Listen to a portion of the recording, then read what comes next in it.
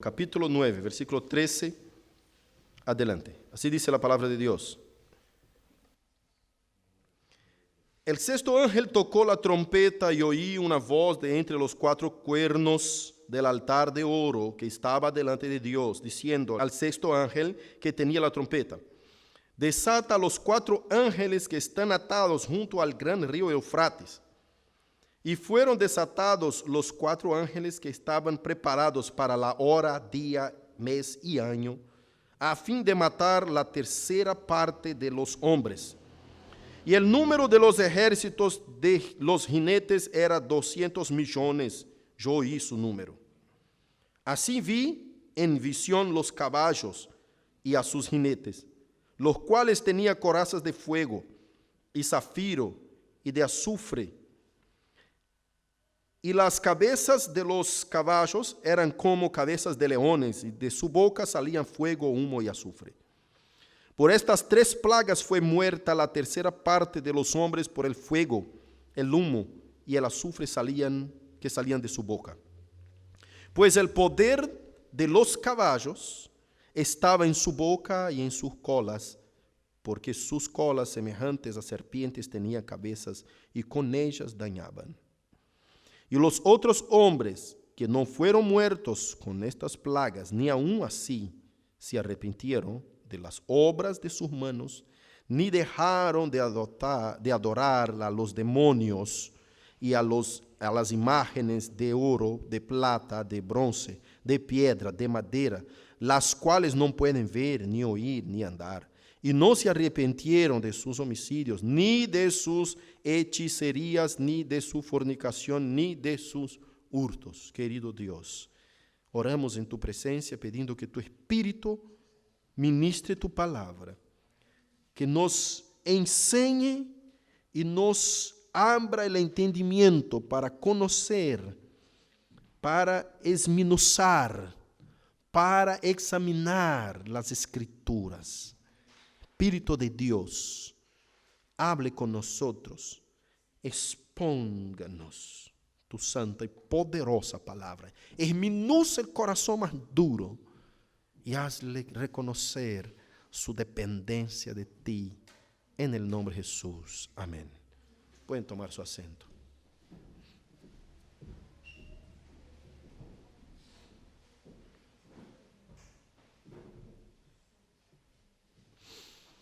En la trompeta anterior, es decir, en el ay anterior, que fue el primer ay de los tres ayes que vamos a ver en el capítulo 9.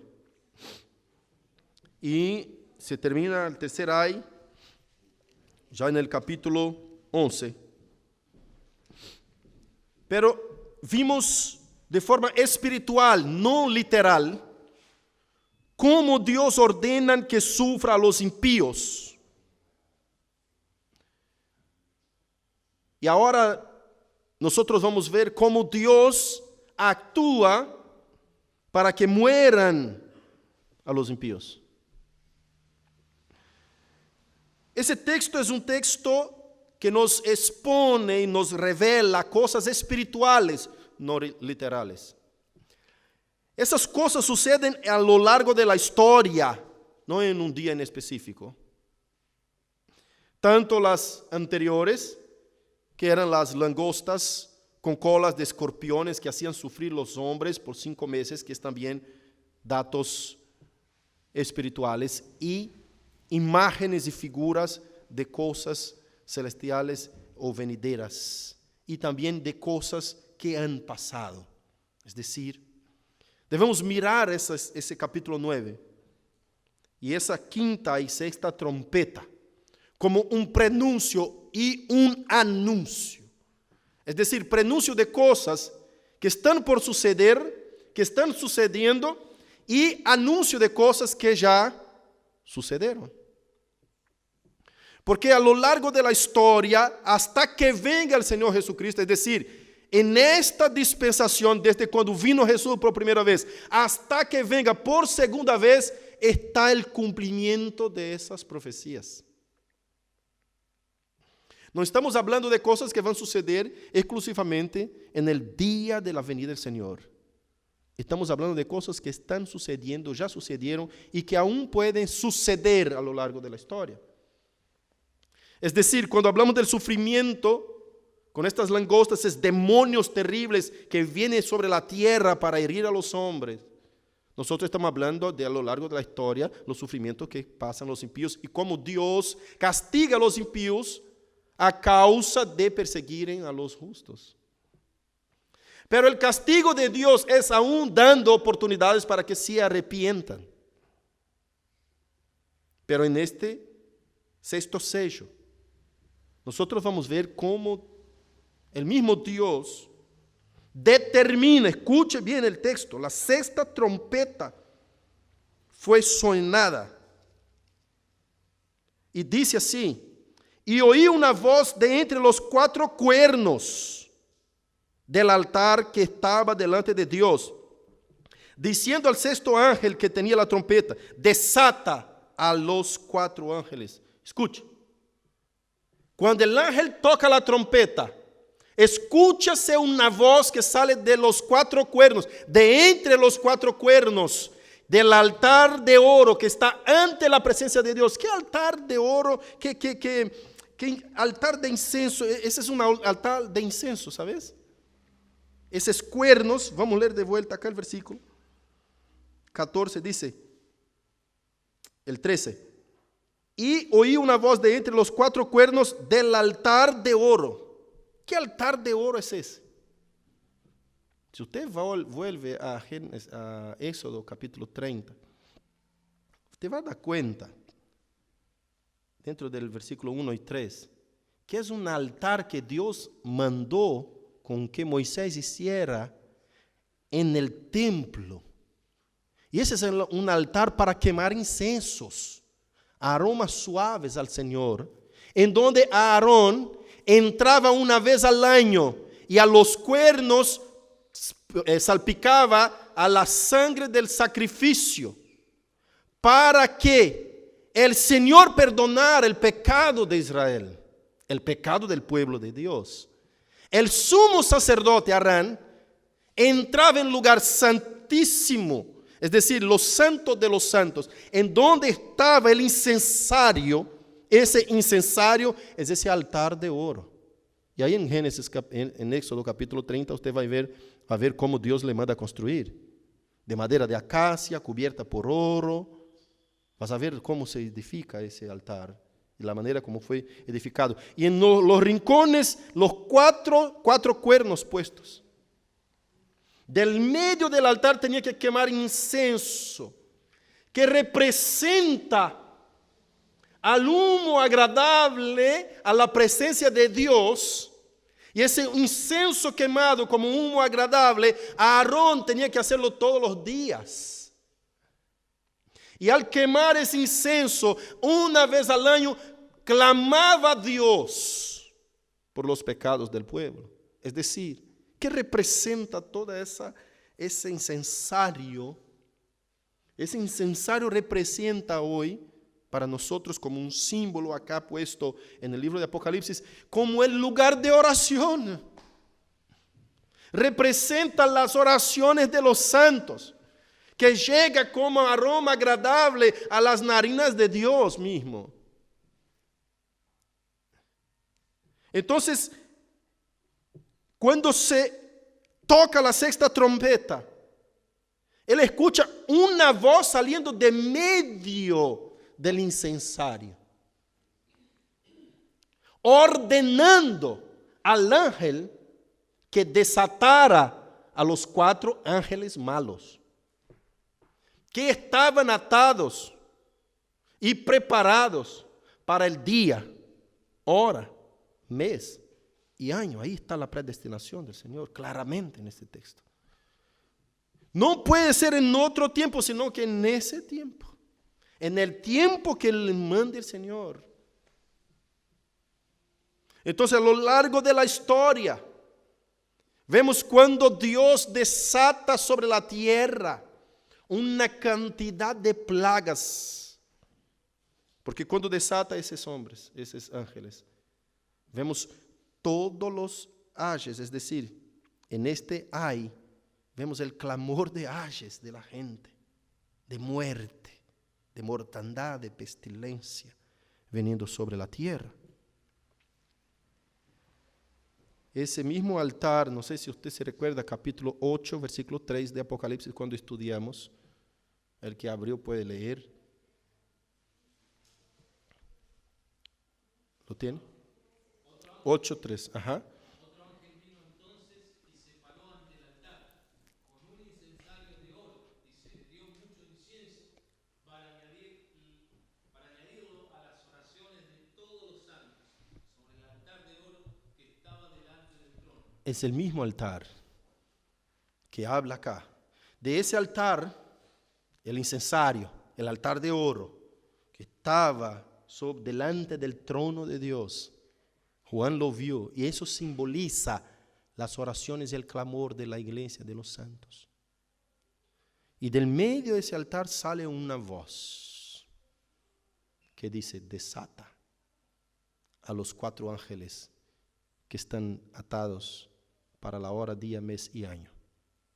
Y de estos ángeles no son ángeles buenos, son demonios.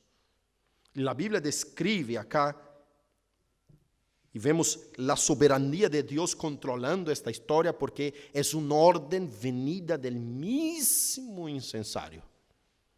Es un orden que representa no solo el clamor del pueblo de Dios, sino que una respuesta al clamor del pueblo de Dios.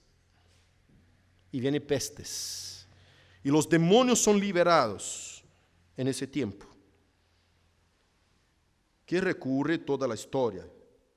Y dice la palabra de Dios, versículo 15, y fueron desatados los 4 ángeles que estaban preparados para la hora, día, mes y año, a fin de matar. Si en el 5º sexto vimos que los demonios estaban para hacer sufrir a los impíos, ahora estamos viendo que tiene orden para matar. En el 5º sexto no tenía permiso de matar, dice la palabra de Dios. Ustedes no matarán a los hombres, solamente los harán sufrir. Pero ahora la orden de aquel que ordenó desatar a estos demonios es para qué? Matar a la tercia parte de los hombres de la tierra. Y el número de esos demonios, versículo 16, eran 200 millones de demonios montados sobre caballos. Versículo 17, así vi en visión los caballos y a sus jinetes, los cuales tenían corazas de fuego, de zafiro, de azufre, y las cabezas de los caballos eran como cabezas de leones, y de su boca salían fuego, humo y azufre. Por estas 3 plagas, acá nos revela el versículo 18, que fuegos, humo y azufre que salía de la boca de los demonios. El versículo 18 nos revela que eso representan plagas. Claramente nos dice el versículo que está hablando de forma simbólica. Entonces dice, y por estas 3 plagas fue muerta la tercera parte de los hombres, por el fuego, humo y azufre que salían de su boca. Plagas. Mire usted que eso no es algo de forma literal, fuego, humo y azufre, sino que son representaciones de plagas, de pestilencias, de enfermedades, de cosas que vienen a asolar a los hombres para matarlos. Usted sabe aquellas enfermedades que hacen sufrir a los hombres, pero que no es una enfermedad de muerte. Y usted ya te diste cuenta que hay enfermedades que no solamente los hace sufrir, sino que los mata. Por ejemplo, el cáncer que no tiene cura. En otro tiempo tuvimos la lepra que no tenía manera de sanarla. Después viene enfermedades. ¿Y de dónde salen esas enfermedades? Yo sabía que yo científicamente ya me paré a estudiar y preguntar, ¿de dónde salen? Los médicos no saben explicar nada de eso.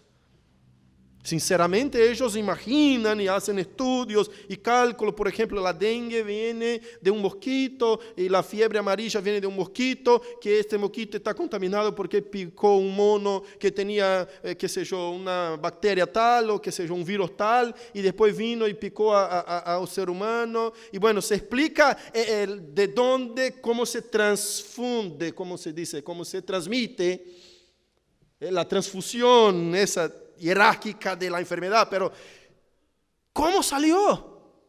¿De dónde vino? Si en 100 años atrás no existía esa enfermedad. ¿Qué es eso? El cáncer no sabíamos ni siquiera si existía en 200 años atrás. Hay enfermedades que vienen, que llegan, que asolan. No sé si ustedes ya escucharon hablar del ébola en África, que se transmite por la respiración, por el aire. Si usted se acerca, ya está contaminado y muere en segundos. Pocas horas, está muerto. Ébola. Yo digo, ¿de dónde vienen esas cosas? Eso está liberado y ordenado por Dios ya ahí. Los demonios están para hacer eso. Hay muchos historiadores y teólogos que dicen y creen que la peste negra, ¿escucharon? De la historia, que destruyó la tercia parte de la tierra, de los humanos de la tierra. Hizo morir la tercera parte, así tal cual, de la tierra, que nadie sabe de dónde vino y afectó todo el mundo. Y la gente decía, es por los ratones, porque las embarcaciones, no sé si ustedes ya miraron algún historial acerca de eso, o algún documental por YouTube, que les cuenta, y los estudios, y los científicos se ponen a estudiar y ponen a calcular cómo vino a parar del otro lado del océano, esa peste que le dio allá en Europa, vino acá a Estados Unidos, por ejemplo, a las Américas. ¿De qué manera llegó? Ahí se calcula, bueno, por ahí vino por los ratones que se metieron en la embarcación y de ahí cuando bajó la embarcación, los ratones se descarriaron, se descendieron de la embarcación, se metieron y vino un ratón contaminado y contaminó toda la... Es la manera que los científicos encuentran de explicar. Naturalmente. Y puede ser que sea verdad, no sé, pero lo que la Biblia dice es que están espíritus malignos para hacer esas cosas. Entonces hay aquellas enfermedades, que es el quinto sello, que uno sufre, pero tiene sanidad. Los médicos vienen y te dan, pero sufre como un loco, ¿no? Y hay otra que dice, usted, mira, te doy 6 meses de vida, 6 meses de vida. ¿Qué pasó? No estaba sano, no estaba tan saludable. Empecé a sentir un dolor acá, un tumor en el cráneo. De una hora para la otra.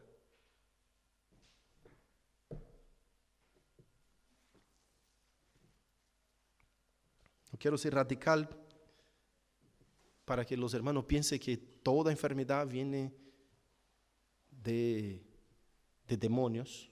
Obviamente que hay enfermedades que vienen por la consecuencia del pecado. Y esas alcanzan a los creyentes. Porque usted sabe que no puede comer mucha grasa, pero sigue comiendo. Son las imprudencias en donde dice la palabra de Dios en Proverbios que la misericordia de Dios no actúa en la imprudencia.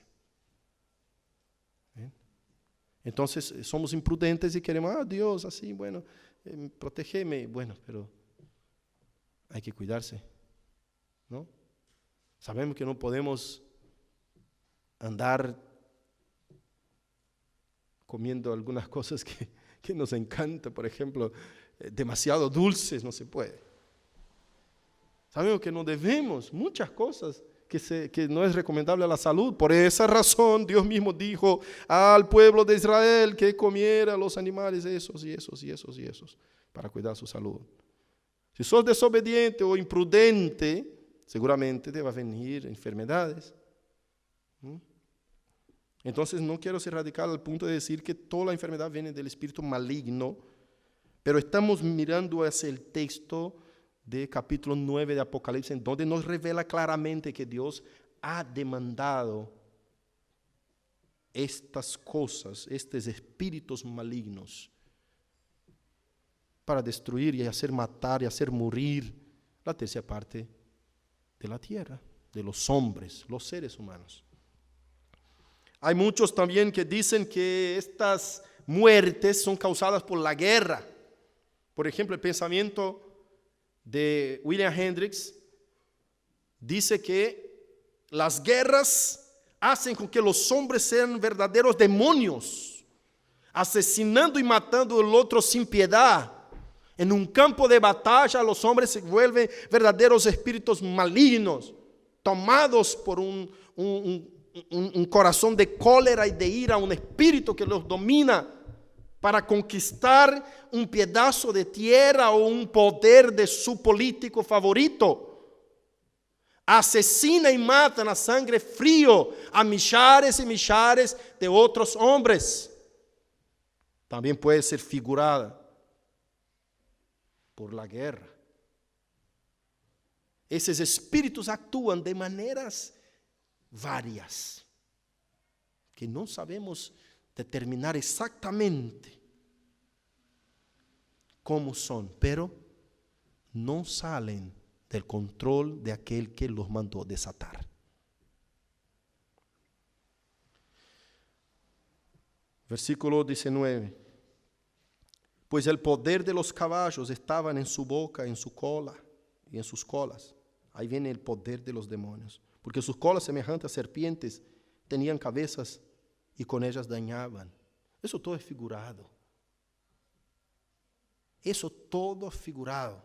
Puede significar que sea la guerra, que sea la enfermedad, que sea pestilencias, de todas las maneras. Y yo te digo un poquito más. Acá se puede describir de forma espiritual cómo Dios desató las 10 plagas sobre Egipto.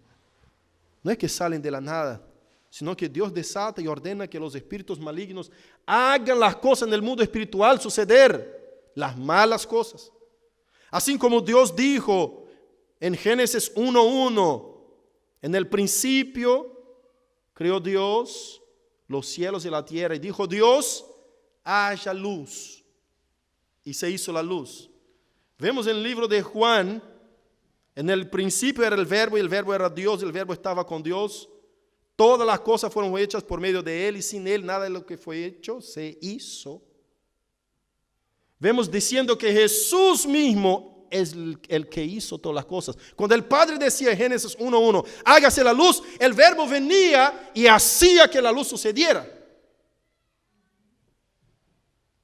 Jesús ejecutaba lo que mandaba el Padre, lo que demandaba la boca del Padre. Así que Dios mismo ordena y los espíritus malignos apenas obedecen para hacer lo que tienen que hacer. Nada huye de su control. Como Dios hace lo bueno, también Dios puede hacer lo malo. ¿Y por qué eso, pastor? Por causa del pecado. Escuchen los versículos que siguen. Para amonestar a la gente, para llamarle la atención, para le dar un sacudón y decir, para un poco. ¿No sabes quién es que te creó? Soy yo tu Dios. Yo mato y hago vivir. Yo soy el que hiero y que sano. Versículo 20. Y los otros hombres que no fueron muertos con estas plagas, ni aún se arrepintieron de las obras de sus manos, ni dejaron de adorar a los demonios. Los hombres que no murieron, no se arrepintieron. Mire que acá está hablando del impío, hermanos. No se arrepintieron, no dejaron de adorar a los demonios. Es como Dios está diciendo, mira lo que causan los demonios. Los demonios te hacen sufrir, los demonios te hieren, los demonios destruyen, matan, roban. ¿Ustedes están seguros que quieren seguir adorando a los demonios? Dice la palabra.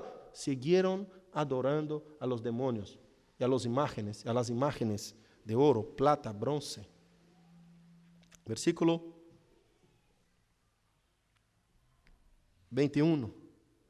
Y no se arrepintieron de sus homicidios, ni de sus hechicerías, ni de su fornicación, ni de sus hurtos. Es terrible como nosotros vemos esas cosas de una manera tan real aconteciendo en nuestro medio. La gente adorando a imágenes que no puede oír, ni ver, ni escuchar, ni contestar, ni entender su mano. La gente adorando a Gauchito Gil, que no tiene poder para sanar, para curar, para liberar. La gente adorando a imágenes, a estatuetas hechas de losa, puestas sobre sus mesas, sobre su habitación, sobre sus hogares. La gente adorando, tatuados sobre sus cuerpos, adorando hombres viles, pecadores como nosotros, adorando a un pedazo de palo, de piedra. Hay un sapo en Chile, en una plaza pública, en donde la gente dobla su rodilla y adora ese enorme sapo como el tamaño de ese templo. En la plaza de Chile. Dobla la rodilla ante una piedra y la adora. Eso es abominación ante el Señor, que es el primer de los mandamientos. Adorar solamente a Dios. Y no hará para ti imagen de escultura. Segundo mandamiento. Y Dios causa todas esas cosas. Y la gente queda quejándose. ¿Por qué será que Dios permite tantos malos en la tierra, tanta maldad en la tierra? Es la maldad del pecado la causa de todo ese mal.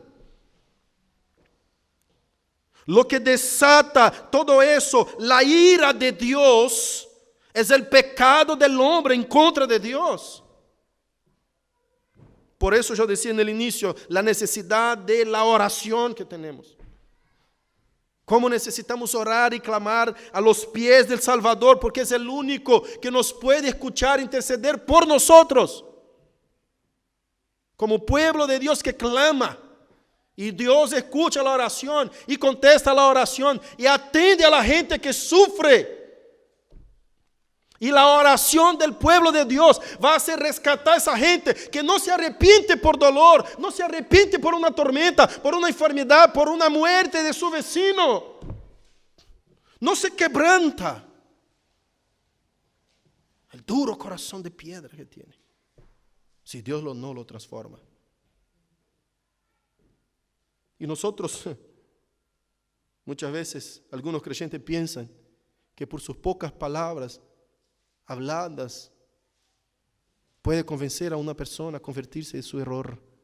No, amados hermanos y amada iglesia, ningún hombre puede convertir a otro hombre, sino que el mismo poder del Espíritu Santo de Dios, ni mismo Dios derramando calamidades sobre la gente es capaz de convertir el corazón de un hombre. Las calamidades no tienen la fuerza de convertir el corazón. La ley de Dios no tiene el poder para cambiar el corazón. Lo único que puede cambiar el corazón es el poder del Espíritu Santo. El mismo Dios convirtiendo el corazón de piedra en un corazón de carne. Dios puso sus leyes y dijo: no adulterarás. No matarás, no mentirás, es decir, no dirás falso testimonio. Y la ley no tuvo poder para detener el pecado. Y Pablo explica eso muy bien en capítulo 7 de Romanos, diciendo que la fuerza de la ley me hizo conocer el pecado. Y la ley me condena, mira hacia mí y dice: no matarás, usted mató. La condenación tuya es la muerte. Mataste, tenés que morir. Y apenas Dios puede, el mismo Dios, planificar algo que puede hacernos escapar de esta ira, de esa justicia. de merecedores de muerte y condenación para alcanzadores de su misericordia y gracia. Solamente el Espíritu Santo, el Dios mismo, puede hacer eso. Y Dios derrama todas esas pestilencias. ¿Por qué entonces, pastor? Para probar al hombre que él mismo no puede hacerse salvo, aún demostrando la desgracia que puede padecer. Para darle al hombre la oportunidad de arrepentirse por su misma fuerza, para que él pueda rendirse y decir: no, yo no puedo, Dios, yo no puedo. Yo no puedo liberarme del vicio, Dios, yo no puedo. Yo no puedo dejar de pecar, Dios, yo no puedo. Aún viendo que causa el pecado, la muerte de mi amigo aquí me ha costado. Aún viendo el dolor, el sufrimiento que padece el otro acá, yo no puedo. Yo veo que él murió por el cigarrillo, yo no puedo dejar el cigarrillo. Yo veo que él murió porque mató a alguien, vino sus amigos, sus familiares y lo condenaron, lo mataron. Pero yo no puedo dejar la droga que me hace matar para robar un bocadillo. Yo veo todo eso pasando, pero no puedo dejar. Quiero, pero no puedo. Y cuando el hombre llega a esa condición, a esa conciencia, se rinde a los pies de Dios y dice: ayúdame. Porque a los arrogantes, que piensa que por su fuerza puede salvarse, que por sus buenas obras puede escaparse de la ira de Dios, que sus buenas obras van a encubrir el pecado y el humo, el olor feo que llega delante de las narinas de Dios, que sus buenos méritos, o por su manera de portarse, o por tener un buen trabajo, como muchos me contestan en la calle diciendo: no, yo tengo un buen trabajo, yo hago bien a la gente, yo tengo buena familia, yo hago buenas cosas, pastor, yo no necesito nada. Como me contestó una mujer otro día diciendo: pastor, yo hago todo bueno. Mira, yo no me hace falta nada. En esa vida no me hace falta nada, ya llegué a donde quería. Ya tengo felices mi familia, mis hijos, yo llegué en donde quería, tengo mi negocio. A mí no hace falta nada. Por eso, hermanos, es condenable aquel predicador que predica apenas bendiciones en esa tierra, porque queda sin argumento en ese momento. Yo le dije a esa mujer: pero Cristo no murió en una cruz y cargó una corona de espinas sobre su cabeza, no llevó palazos sobre su espalda. Cristo no fue atado en una cruz dura y fría y fue clavado sus manos, sus pies. No padeció Cristo, no murió Cristo para darte apenas bendiciones en esta tierra, sino para salvarte de la condenación eterna, tu alma del castigo del infierno. ¿Qué decís vos acerca de eso? Y ella callóse y no tenía que decirme, porque ella tiene que rendirse a la poderosa presencia de Dios y decir: yo me rindo, yo no puedo hacer nada con mi vida después de la muerte. No, yo no puedo, necesito de Dios. Yo necesito de Dios. Yo no puedo dejar el pecado. Si el pecado me lleva, pastor, a ese lugar malo, feo, terrible que es el infierno que vos me decís, y yo queriendo dejarlo por esfuerzo mío, no lo puedo, entonces doble tu rodilla al piso y humíllate ante la poderosa mano de Dios y dice: Señor, ten misericordia de mí y cambia mi corazón. Cambia mi corazón. Eso es lo que hace Dios. Entonces vemos en ese capítulo, cierro acá, dos peligros que quiero advertir a la iglesia. Acá vemos en un resumen diciendo que el hombre en la esfera del mundo, es decir, el impío, debe arrepentirse por el pecado de crear dioses ajenos. Y el hombre en la esfera de la iglesia, el justo, debe arrepentirse por el pecado de crear otro sacrificio. El impío debe arrepentirse por el pecado de crear otro Dios. Y en la esfera de la iglesia debemos arrepentirse por el pecado de intentar crear otros sacrificios que cambien el lugar de Cristo o que regala a nosotros algunos méritos. Apenas ríndate e entréguese al Señor. No tenés que pagar ningún precio, hermano. Todo el precio fue pagado, iglesia.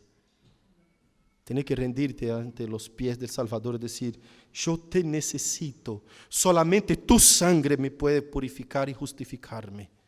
Yo te necesito, Salvador mío. Aleluya. Que Dios nos ayude. En el nombre de Jesucristo.